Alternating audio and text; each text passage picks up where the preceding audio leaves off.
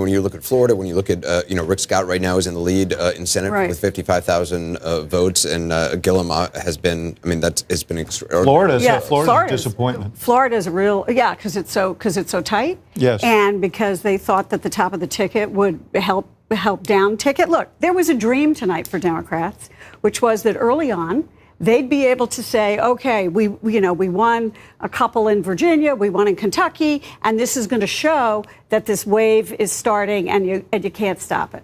Now, they can still win the House. I think it's probably more likely they will win the House than not. But they can't have. There's no tsunami. There's no tsunami coming. I mean, winning the House by one vote, by one member is enough for them. But there's a lot of disappointment that I'm hearing from people. I'm also hearing talk about recounts in Florida. Can you believe it? And lawyers going to Florida. So, this has to really play out. But the excitement, I think, is the cliche is the balloon is popping. Yeah, a little bit. Yeah. Lots of excitement. Lots of excitement at your Van? Well, first of all, there are still people standing in line in Georgia. There's still people standing in line in Florida. This is not over. People need to stay out there and continue the fight. This is heartbreaking, though. It's heartbreaking. The hope has been that the antibodies would kick in, that this sort of infestation of hatred and division would draw a response from the American people, really in both parties, to say no and no more. That does not seem to be happening tonight. It's not a blue wave, but it's still a blue war. We've got to continue the fight forward.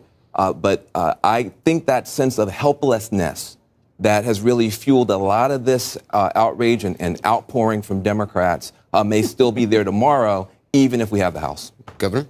Yeah, I definitely think the outrage will still be there. The disappointment will be there, certainly on the Senate side. I'm not giving up on the governors yet, even the governor of Florida. Stay in line. We know that, I know, right? Georgia has not had Atlanta come in yet. But in Michigan and in some of these other races, in Ohio, I think there's still great hope out. Obviously, Pennsylvania, that Midwestern cluster of states. Wisconsin, we'll see what happens. So I'm still, my nails are still like clutching to hope that we can win, at least on the governor's side and certainly on the more polls closing, obviously 36 minutes. Senator? You can't have a wave election when both sides are energized. And ultimately, both sides are energized. This was a huge turnout election. I mean, everywhere I talked to all around the country, people were saying, we've never seen a midterm election like this, and it wasn't just Democrats.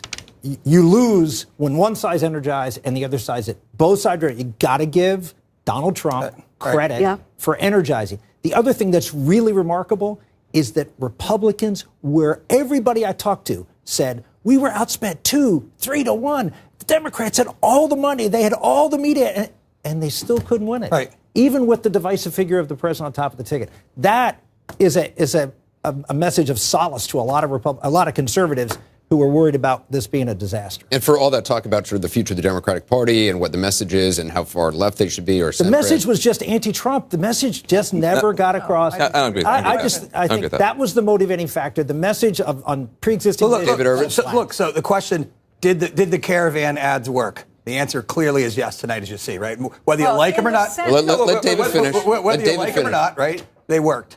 To just echo what Van had said earlier, Donald Trump is a Sebastian Shaw of politics. You hit the guy, he absorbs it, he gets stronger, right? Or Rick said, whoever said it. But you hit him, he absorbs it, he gets stronger. He's going to come out tomorrow. This is going to be a big win for the president. Van, you were saying you disagree. Well, I don't agree. I mean, listen, yes, there's a lot of anti-Trump at the top of the conversation. But on the ground, you had and still have domestic workers who are out there knocking on doors in Georgia. They weren't fighting about Trump. They were fighting about their ability to see a doctor. And on the ground, you had 1 million doors knocked on Florida, and those people were talking about health care and real issues for people. They're fighting for their lives. People here on all the networks hatred of Trump is Trump, negative Trump. And what you said about, the antibodies coming out against race and bigotry. A lot of people just bristle at that because they support Trump, but they're not racist and they're not bigots. They don't like to be called that. I got to get to John King because I want to follow this race in Texas right now. Beto O'Rourke with 107,000 votes now ahead. Unpredictability, Anderson. That's one thing we saw in 2016. That's something we're seeing in 2018. We still have a ways to go, but we're now at 70%. Now it's 70% in the state of Texas, and the Democrat, Beto O'Rourke, is leading the Senate race. That will surprise a lot of people. One of the things that has happened recently since the last time we had the conversation is we got the first votes in from Harris County, which is Houston, and the sprawling Houston suburbs, one of the fastest growing areas in the country, not just in the state of Texas, 16-point plus of the statewide population. Beto O'Rourke running it up pretty strong. They're 57 to 42, and only 16% of the vote in. So if you're a Republican, you're saying, okay, this is Texas, it'll go back to its DNA. Maybe it will, but only 16% of the vote reporting in one of the fastest growing counties in the state and in the country. And guess what? Beto O'Rourke running it up. So you pull out the map and you look and you say, what are they doing at Ted Cruz headquarters? What are they thinking about? Where are our votes? A lot of them. These small counties, a lot of Republican votes. Don't discount them. In a close race, every vote counts. Even if you're winning 1,400 to 174, that's 33% of the vote. You look at Harris County, you say, oh, come on, that doesn't count. Well, it does count when there are 200 plus of them, and there are small rural counties in Texas. So you count them all. That's why they cast them. And there are opportunities for Ted Cruz here. But this is a very interesting map, something we haven't looked at in a very long time, a competitive statewide race in the state of Texas. So you come back in. I just want to check to see if the numbers changed. No. Harris County, Houston and the suburbs. Let's just pop down below it here. You start to get smaller here. But look, this is what I mean. This part of the state is growing. 2.5%, more competitive as you move away, right? Urban areas, big Democrat. Close in suburbs, big Democrat. Start moving away. That's the challenge. Can the Democrats keep winning as you move away from the urban areas? Beto O'Rourke doing what he needs to do there. The other big part of the state, Dallas County. Again, smaller than Harris County now. 9.4% of the state population, 63 to 33. We're talking about the Senate race. There's also a congressional district right here that Republicans think they're going to lose tonight, in part because of the Beto effect. Whether Beto wins or loses, pull it back out. You come down here, Austin, Travis County.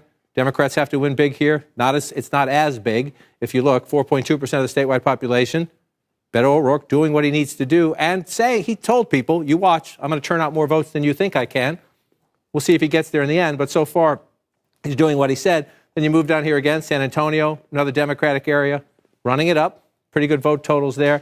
And you come in and you could try to go back in time and look, how does this match up historically? Well, Ted Cruz didn't really have a race last time.